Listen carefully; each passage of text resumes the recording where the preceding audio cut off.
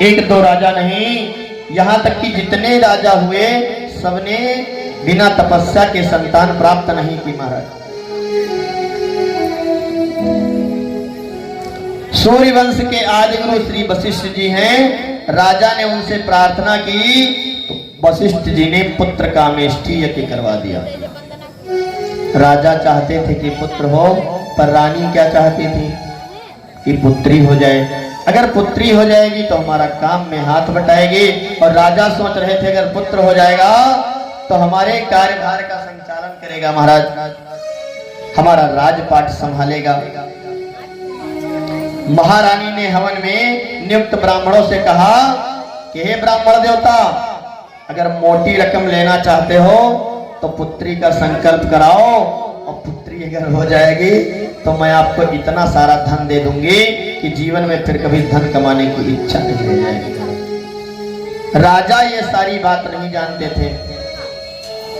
कहा कि ऐसा मंत्र पढ़ना कि पुत्री हो जाए, और अगर पुत्री नहीं हुई तो तुम्हारी खैर नहीं है।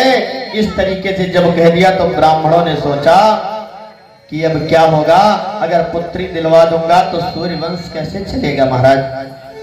यदि बेटा नहीं हुआ तो सूर्य वंश चलने वाला नहीं है। और सोचा अगर पंडित जी दक्षिणा कटेगा तब तो सब गड़बड़ा जी मामला। और ब्राह्मण लोग जो हैं दक्षिणा सब नहीं मिलेगी, यज्ञ पूरा ही नहीं होगा। एक तो दक्षिणा नहीं मिलेगी, यज्ञ नहीं पूरा होगा तो उनका भी संकट, और हमारा भी संकट महाराज, यजमान का भी संकट। यजमान को पुण्य ही नहीं मिलेगा कोई, ये दक्षिणा नहीं देंगे तो बहुत परेशान भैया। लेकिन ब्राह्मणों ने सोचा कि चलो ठीक है, माता जी का संकल्प ऊपर आ गया, लेडीज फर्स्ट। और परिणाम यह हुआ कि महारानी के इच्छा अनुसार उनके गर्भ से एक बालिका का जन्म हो गया और पुत्री पा करके रानी तो गदगद हो गई, लेकिन राजा बेचारे बहुत ही निराश हुए। कहा ब्राह्मणों से कुछ गड़बड़ तक कर दिया। वशिष्ठ जी के पास जाकर कहा कुछ गड़बड़ किया है आपने, नहीं तो ब्राह्मणों का संकल्प कभी मिथ्या नहीं जाता है। अगर ब्राह्मण ने कह दिया कि ये काम होगा तो होगा महाराज। सत्यव्रती ब्राह्मण होना चाहिए, जरूर होगा। कहा मैंने तो पुत्र चाहा था, लेकिन मेरे यहाँ पुत्री हो गई, सच बताओ कुछ गड़बड़ किया। ब्राह्मणों ने सारा हाल गुरुजी को सुना दिया। ये सारा मामला था, क्या किया जाए, ब्राह्मण बीच में फंस गए, हम लोग क्या करें। रानी अगर बेटी नहीं पाती तो सब हमारी गर्दन कट जाती, इसलिए हमने सोचा कि रानी का ही बात मान लें, रानी के कर्तव्यों पर ही चलें। राजा तुरंत कहे कि अगर आप ऐसा कर सकते हैं तो हमको तो बेटा ही चाहिए, कुछ भी करो, कोई भी यत्न करो, और यत्न करके हमको बेटा चाहिए।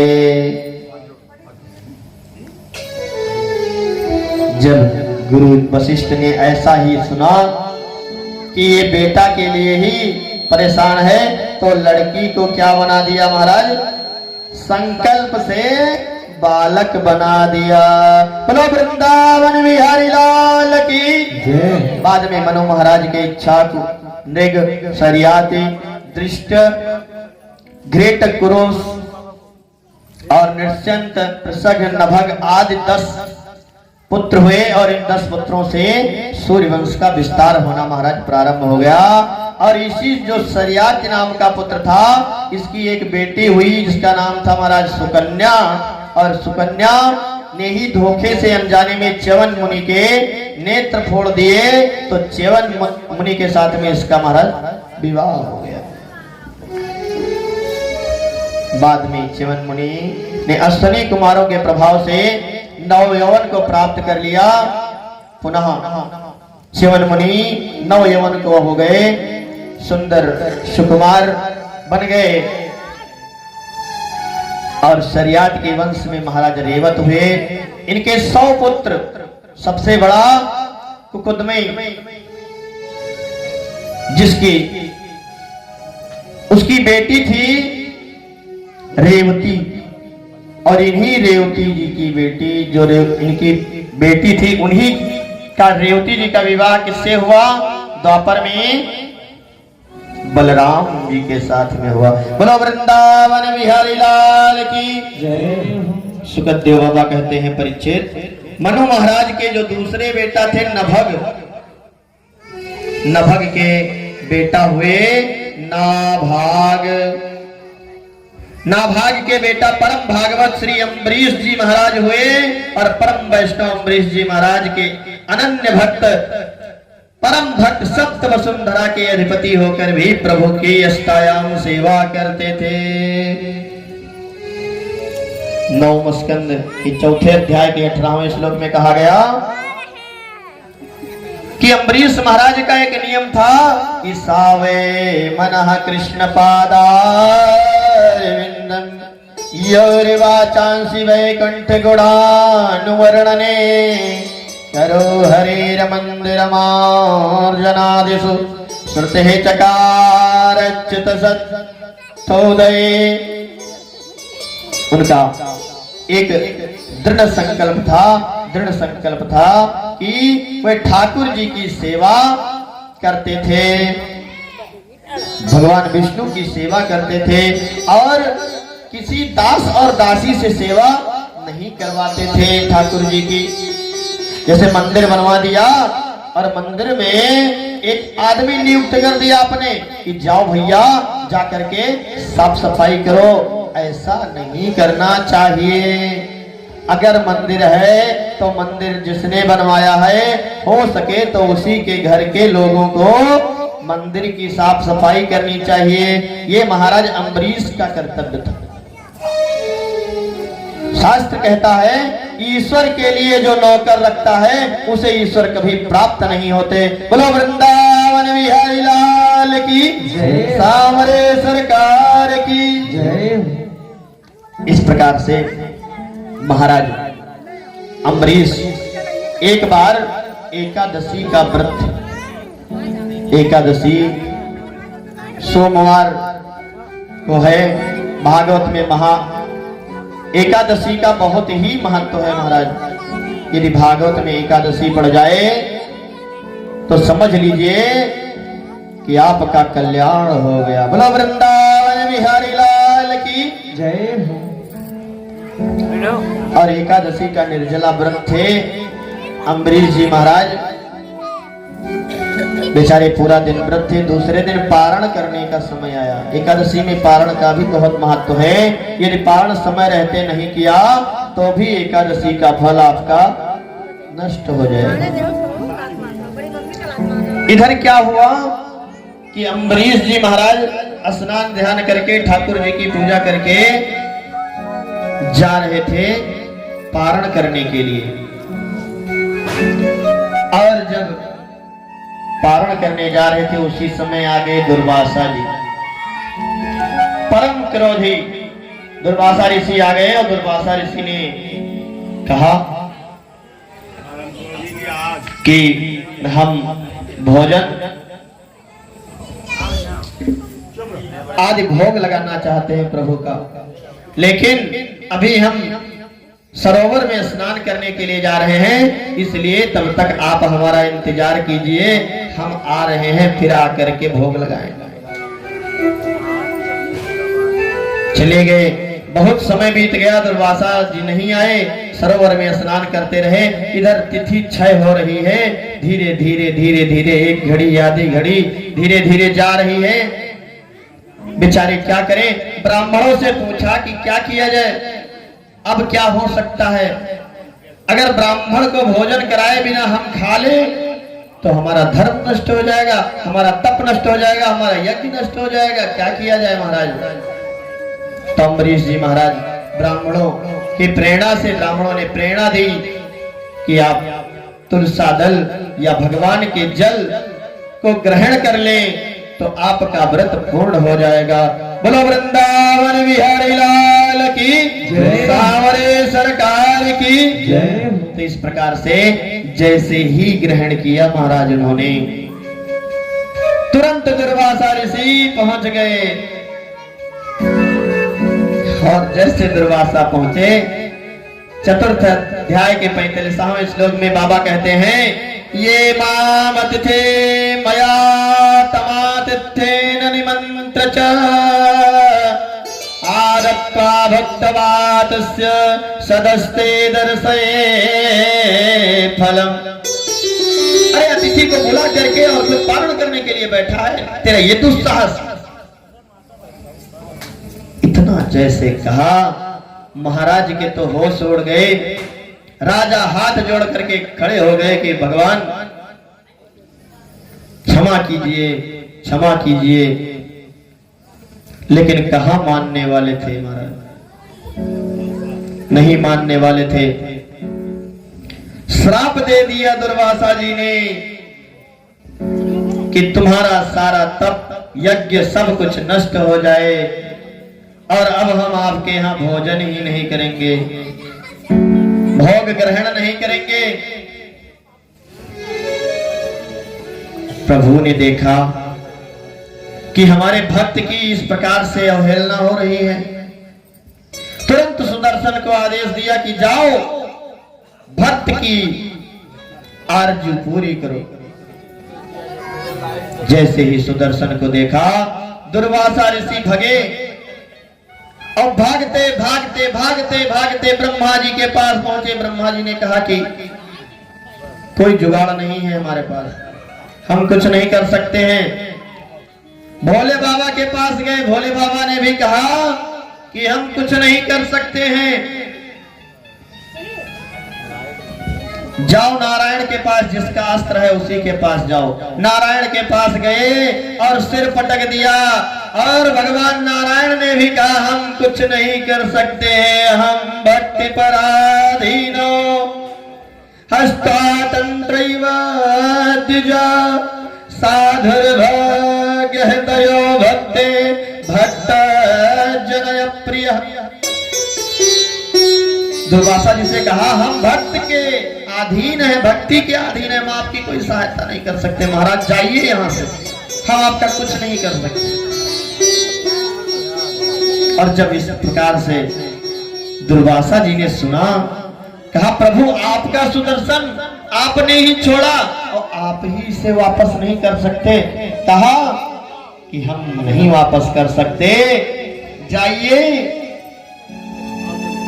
और जाकर के अम्बरीश जी से ही प्रार्थना कीजिए, वही अगर कह दें तो फिर कल्याण हो सकता है, नहीं तो आपका कल्याण नहीं हो सकता है। बोलो वृंदावन बिहारी लाल की जय। बेचारे दुर्वासा जी 1 वर्ष तक भटकते रहे। 1 वर्ष तक घूमते घूमते जब विष्णु भगवान के पास पहुंचे, तब जाकर के उन्हें उपाय मिला कि कहां से हमारी मुक्ति होने वाली है, कहां हम जाकर के बच पाएंगे, अपने आप को बचा पाएंगे। महाराज आए अम्बरीश जी महाराज के पास, जैसे ही पहुंचे कहा महाराज आइए भोजन कीजिए, और भोजन कीजिए तो फिर हम भी भोग ग्रहण करें। अभी तो हमने भोग ही नहीं ग्रहण किया है। महाराज 1 वर्ष बीत गया, ऐसा परम धर्मात्मा राजा अम्बरीश जी की तरह होने वाला नहीं है। महाराज बोलो वृंदावन बिहारी लाल की जय।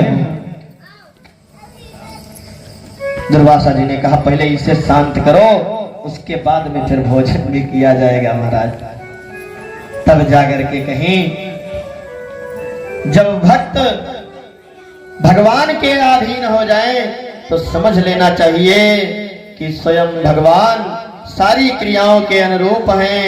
इसलिए हमें उस भक्त पे भी ध्यान देना चाहिए कि भक्त क्या कर रहा है, उसकी भक्ति कैसी है, उसके भक्ति में कितना दम है। महाराज और इस प्रकार से दुर्वासा जी की सांस में सांस आई। यदिनो भगवान प्रीतः एकः सर्वगुणाश्रयः और सर्वभूतात्म भावेन द्विजो भवत विजरा।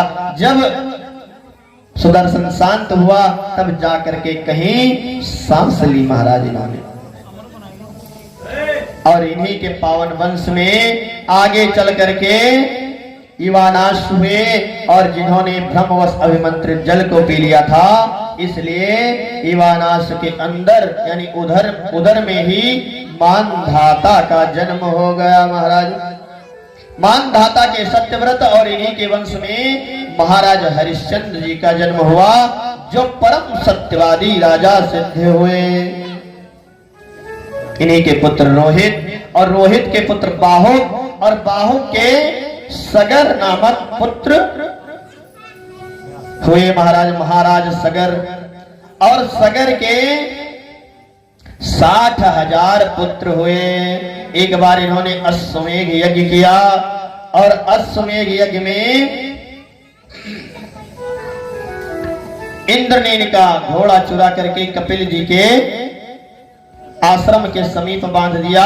तो ये 60,000 घोड़ा ढूंढने के लिए गए, और बुद्धिहीन देखो क्या किया इन्होंने, जा करके उन ऋषि को ही चोर समझ बैठे महाराज। और जब चोर समझ बैठे तो होना ही क्या था महाराज, जैसे ही नेत्र खुला कपिल जी का, 60 के 60,000 स्वाहा, सब भस्म हो गए महाराज। अब इनका कल्याण कैसे हो महाराज। इन्हीं के कुल में आगे चल करके दिलीप, अंशुमान पुत्र दिलीप के पुत्र भगीरथ जी हुए, और भगीरथ जी घोर तपस्या करने के लिए चले गए। सभी लोगों ने तपस्या की सगर के पुत्रों को तारने के लिए, लेकिन तारने वाला कोई नहीं था महाराज। और जब तारने वाला नहीं था तो फिर कैसे तरे। भगीरथ ने ब्रह्मा जी की तपस्या की, और ब्रह्मा जी की जब तपस्या की, घोर तपस्या, और घोर तपस्या के बाद में जाकर के कहीं गंगा जी का अवतरण होने को मिला। लेकिन गंगा जी को संभाले कौन महाराज। अगर वो सीधे धराधाम पर आ जाएं तो सीधे पाताल चली जाएं, फिर सगर पुत्रों का उद्धार कैसे होगा महाराज। इसलिए ब्रह्मा जी ने कहा, पहले गंगा को ले जाने के लिए पृथ्वी पर प्रयास करो। अब प्रयास कैसे करो, भगवान भोलेनाथ की तपस्या करो, और जब भोलेनाथ की तपस्या करोगे तो फिर कल्याण हो जाएगा दुर्गेश भैया। अगर भोलेनाथ की तपस्या करोगे तो कल्याण हो जाएगा। जाकर के भगीरथ ने तपस्या प्रारंभ कर दी, और भोलेनाथ को प्रसन्न करने के लिए उनका एक महास्तोत्र है, उस स्तोत्र का जप प्रारंभ किया, जिसका नाम क्या है महाराज, शिव तांडव स्तोत्रम। जैसे ही तांडव स्तोत्र का पाठ प्रारंभ हुआ, भगवान भोलेनाथ अपने आसन पर बैठे हुए हैं, और बाबा हमारे तांडव प्रारंभ कर रहे हैं। आइए हम लोग भी भगवान की तांडव स्तुति करें। जटाटवी गलज्जल प्रवाह पावितस्थल गलेव लंब लंबितां भुजंग तंग मालिका डमट डमट डमट डमट नाटमट डमरवयं चकार चंड तांडवं तनोतु नः शिवं शिवं तनोतु नः शिवं शिवं ओम नमः शिवाय ओम नमः शिवाय ओम नमः शिवाय ओम नमः शिवाय।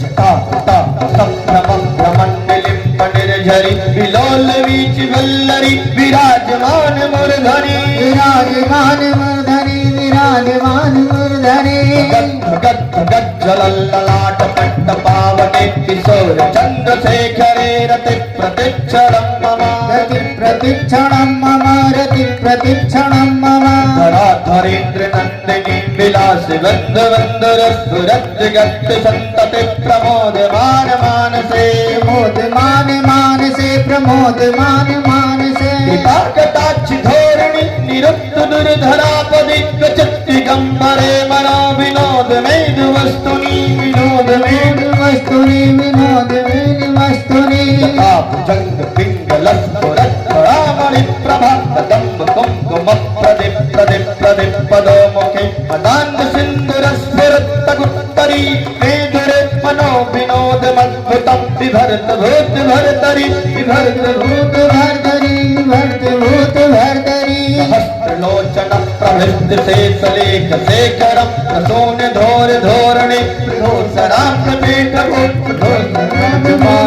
भुजंग राजमानया निभक्त जात जोटका सिगय चिराय जायता चकोर बंधु शेखरा चकोर बंधु शेखरा चकोर बंधु शेखरा ओम नमः शिवाय ओम नमः शिवाय ओम नमः शिवाय ओम नमः शिवाय लाट चच्चर चलत धनंजय स्फुलिंग भाति पीत पंच सायकम नमन निलिंपनायकम मणिपनायकं सुधामयूख लेखया विराजमान शेखरम महाकपालि संपदे शिरोजटानमस्तुना शिरोजटानमस्तुना शिरोजटानमस्तुना फाल फाल पट्टिका गद्द गद्द गज्जलल धनंजया हुतिकृतम प्रचंड पंच सायके प्रचंड पंच सायके प्रचंड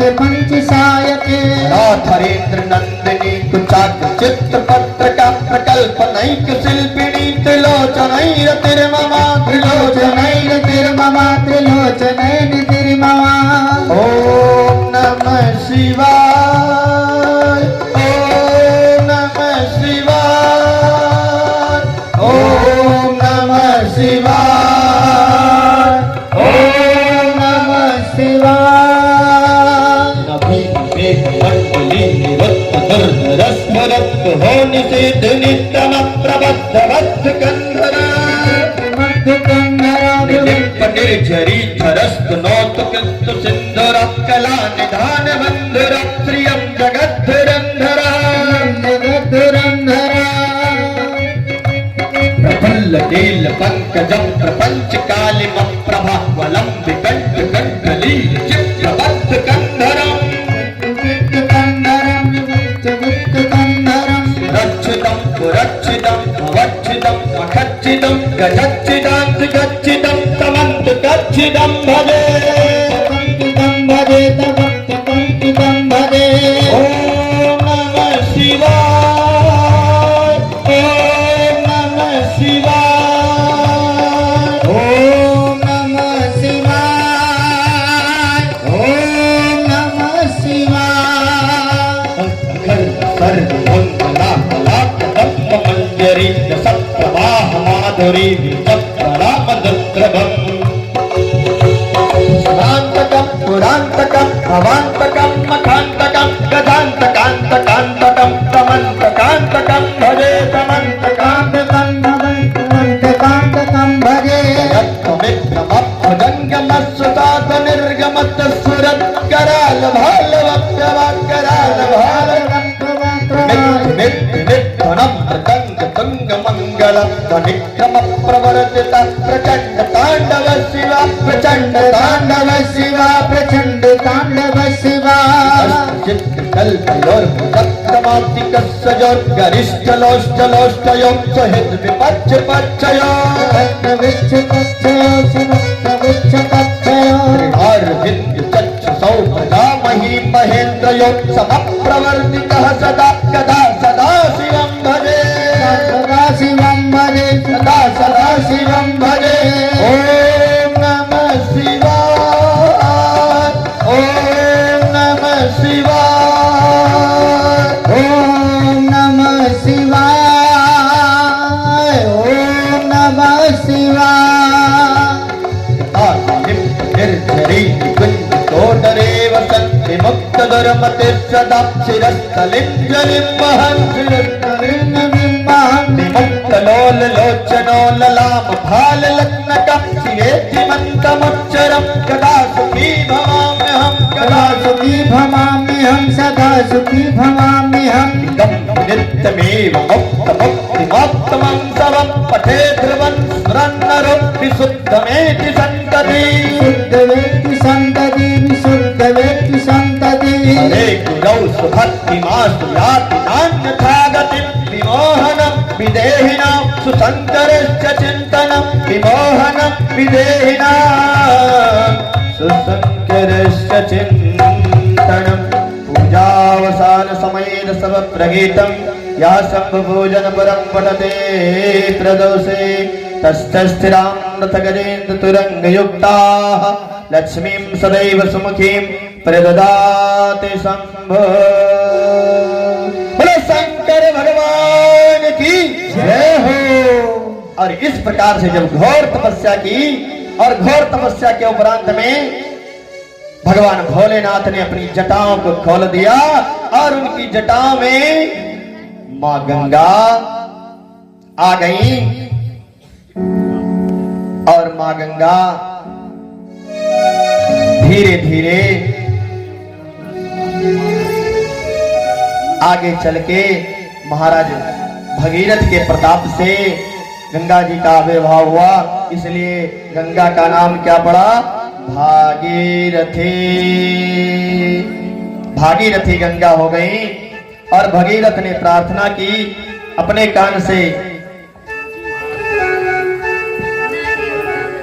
प्रयत्न किया, अपने तप से प्रयत्न करके और आगे लेकर के चले।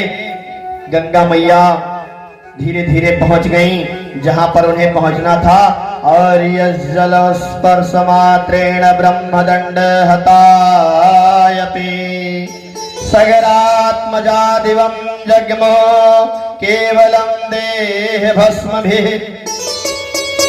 सभी सगर पुत्रों का जैसे ही गंगा जल का स्पर्श हुआ उद्धार हो गया। शुकाचार्य बाबा जी कहते हैं कि परीक्षित, इन्हीं भगीरथ के वंश में राजा ऋतुपर्ण हुए और ऋतुपर्ण के सौदास और सौदास के अस्मत, अस्मत के नारी कवच और नारी कवच के खडवांग हुए महाराज। और खडवांग के दिलीप, दिलीप के रघु और रघु से रघुकुल का प्रारंभ हो गया। बोलो वृंदावन बिहारी लाल की जय हो। और इन्हीं रघु महाराज के अज हुए और अज के बेटा हुए दशरथ। और दशरथ महाराज जी के चार पुत्र हो गए, राम लक्ष्मण भरत शत्रुघ्न। बोलो वृंदावन बिहारी लाल की जय, सियावर रामचंद्र की जय हो। भागवत महापुराण में कहा गया कि गुथर्वे तक्त राजो व्यचनदन पद्मनाभं प्रियायाः पाणि स्पर्श साक्ष्यमाभ्यामृत पथुर्जो यो हरीन्द्रानुजाभ्याम। सभी संतों का यदि अनुकरण करें, श्री राम का चिंतन करें तो हमें क्या प्राप्त होता है? अपने हृदय स्थल में प्रतीकात्मक स्वरूप स्मरण करते हुए भगवान राम की बात करें तो भगवान राम का अवतार व्यूह में हुआ महाराज। व्यूह चक्र व्यूह में अवतार हुआ राम। राम लक्ष्मण भरत शत्रुघ्न लाल जी और उनकी शक्तियों का प्राकट्य हुआ। पुरुष शक्ति के बिना कुछ नहीं है महाराज। मिथिला नगरी में एक ही साथ में एक ही परिवार में सभी शक्तियां विराजमान हो गई महाराज। मंदाकिनी में आचमन करते हुए सभी भक्तगण चलिए भगवान श्री राम की कथा श्रवण करेंगे।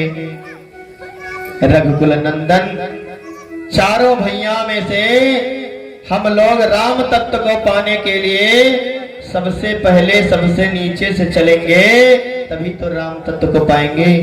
राम तत्व को समझना बहुत ही अनिवार्य है महाराज। तो सबसे छोटे कौन है महाराज? शत्रुघ्न लाल जी। तुलसी बाबा कहते हैं कि जाके सोमेरन तेरे पुनासा, जाके तेरी पुनासा, शत्रुघ्न वेद प्रकाशा, नाम शत्रुघ्न वेद प्रकाशा। जिनका स्मरण करने मात्र से समस्त शस्त्रों का पराभव समाप्त हो जाए महाराज, समस्त शत्रुओं का जितना बल है वो समाप्त हो जाए, ऐसे पराभव तो समाप्त करने वाले शत्रुघ्न लाल जी। गुरु जी ने नामकरण किया शत्रुघ्न। और ये भी बिना शक्ति के शक्तिमान नहीं है, तो शत्रुघ्न की शक्ति का क्या नाम है महाराज? श्रुत कीर्ति। श्रुत कीर्ति का अर्थ है कि भगवान की मंगलमयी, कीर्तिमयी और शोभामयी, जो आपके जीवन में शोभा ही शोभा उत्पन्न कर दे, ऐसी शक्ति जब तक आप भगवान की कथाओं को श्रवण नहीं करेंगे, अर्थात श्रुत कीर्ति का जब तक आविर्भाव नहीं होगा, तब तक आप लोग एक सीढ़ी ऊपर नहीं चढ़ पाएंगे। राम तक पहुंचने के लिए सबसे पहले कहां जाना पड़ेगा? श्रुत कीर्ति का आश्रय लेना पड़ेगा। भगवान की महिमा शास्त्रों में पड़ी हुई है, तथा जो कान जीवन को मंगल देने वाले हैं, उन कानों के द्वारा श्रुत कीर्ति की शरण ले लेंगे आप लोग, उनका आश्रय लेंगे। देखिए, आश्रय लेने का अर्थ है उसका अर्थ समझना, श्रुत कीर्ति का अर्थ है श्रवण करना। यदि कथाएं श्रवण करेंगे तो आप जीवन की एक सीढ़ी पार कर जाएंगे, और काम लोभ मोह मद मात्सर्य सब कुछ समाप्त हो जाएगा यदि कथा श्रवण करेंगे। बोलो वृंदावन बिहारी लाल की। अब दूसरी पीढ़ी शत्रुघ्न लाल जी से बड़े भैया श्री लक्ष्मण जी, जिसके जीवन का एक ही मात्र लक्ष्य हो, जिसके जीवन का सिर्फ एक ही मात्र लक्ष्य हो, वो कौन है? लक्ष्मण लाल जी। और लक्ष्मण जी का एक ही लक्ष्य है कि श्री राम जी के अतिरिक्त हम किसी की सेवा नहीं करेंगे। मातृ देव भव, पितृ देव भव, आचार्य देव भव, सब कुछ भगवान श्री राम को ही मानते हैं।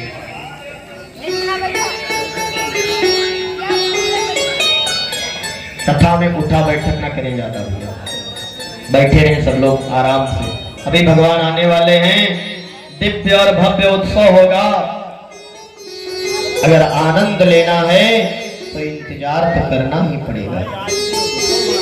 बोलो वृंदावन बिहारी लाल की जय हो। और भरत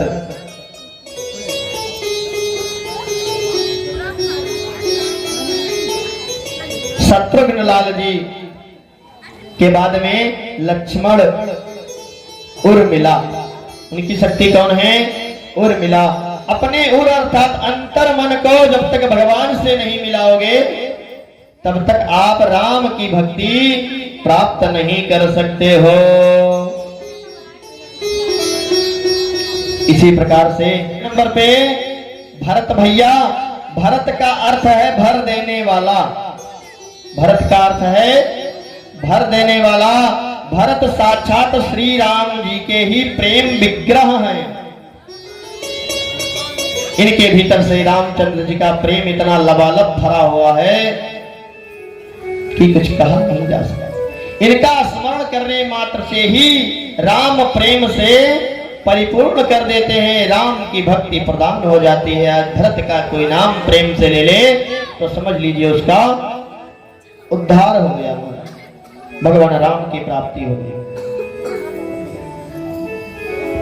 जिसके हृदय में भगवान परमानेंट रहते हो, जैसे भरत जी, तो फिर आपके जीवन में कुछ कहा ही नहीं मारा। गोस्वामी तुलसी बाबा कहते हैं कि भरत चरित्र करने तुलसी जो सादर सुनहि, पद प्रेम अवश्य होई भवरस विरति। अब हमारा हृदय जी राम जी से परिपूर्ण हो गया। अब हम आखिरी सीढ़ी पर चढ़ सकते हैं। इसलिए भगवान राम को प्राप्त करने के लिए हमें बहुत तपस्या करनी पड़ेगी। अब राम जी का स्वरूप है, बाबा कहते हैं कि जो आनंद सिंधु सुख राशि, जो आनंद सिंधु सुख राशि, करते त्रैलोक सुखासी, करते त्रैलोक सुखासी। सो सुख धाम राम यस नाम, सो सुख धाम राम अस नाम, अखिल लोक दायक बेसाम, अखिल लोक दायक विश्राम, अखिल लोक दायक बेसाम, अखिल लोक दायक विश्राम। वृंदावन बिहारी लाल की जय। जो इस प्रकार से भक्ति करता है वो राम भक्ति, राम भगवान उसके ऊपर कृपा कर देते हैं और उसका भव सागर से वह तर जाता है, हमारा उसका कल्याण हो जाता है। ऐसे हैं कृपा सिंधु हमारे। लेकिन कृपा सिंधु को पाने के लिए त्याग करना पड़ेगा, तपस्या करनी पड़ेगी। देखिए जितने भी धर्म हैं उन धर्मों का पालन करना पड़ेगा। जैसे माताएं गृहस्थ धर्म का पालन करें और पुरुष भी अपने गृहस्थ धर्म का पालन करते हुए, जो स्त्री पुरुष गृहस्थ धर्म का पालन करते हुए भगवान की शरण में लगे रहते हैं, उनसे बड़ा दुनिया में कोई भक्त नहीं है। जितने बाबा आपको दिखाई पड़ते हैं और जा करके सिर पटक देते हो कि बाबा हमारा कल्याण कर दो, बाबा भले ही विरक्त हैं लेकिन पूरे नहीं है महाराज। और जो स्वयं नहीं पूरा है वो आपको क्या पूरा कर सकता है। इसलिए हमेशा आपको वही पूरा कर सकता है जो पूर्ण है। अपूर्ण से कुछ पाने की इच्छा करते हो, अर्थात समझ लीजिए आप स्वयं को धोखा दे रहे हो महाराज। इसलिए अगर संत बनना है तो गृहस्थ संत बनो महाराज। बोलो वृंदावन बिहारी लाल की, सांवरे सरकार की जय हो। पंडित जी ने कह दिया कि घर कुरियम ताला लगाए दो और चले जाओ अयोध्या जाप करें, वहीं बैठ करके माला जपो सीताराम सीताराम सीताराम। यहाँ बच्चे बेचारे मर रहे हैं भूखों, स्त्री इधर उधर भटक रही है। बाबा बनने से तुम्हारे क्या फायदा है? आपने विवाह ही नहीं किया। अगर विवाह ही नहीं किया तब तो और आपने सबसे बड़ा गलत कार्य कर दिया। विवाह ना करना भी बहुत ही अशोभनीय कार्य है। कारण भगवान स्वयं आए, उनकी शक्ति को आना पड़ा। कोई भी अवतार है, सभी अवतारों में उनकी शक्तियां हैं, और जो बिना शक्ति के अवतार हैं वे अधूरे हैं महाराज, पूरे नहीं।